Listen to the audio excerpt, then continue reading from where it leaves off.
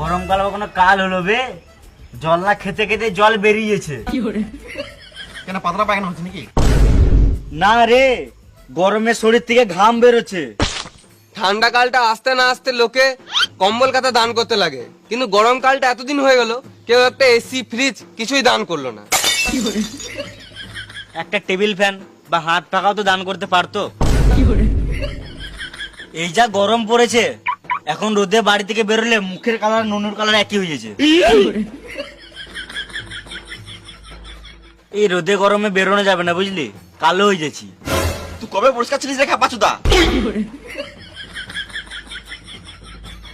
আমি ভাবছি চাঁদ যদি আমাদের মামা হয় তাহলে সূর্যটা কে হবে? দাদু হবে। এদিকে বুড়ো হয়ে গেছে, এখনো তেজ যায় নাই। ঠিক। এই যা গরম পড়েছে, মনে হচ্ছে মরুভূমিতে বসে আছে।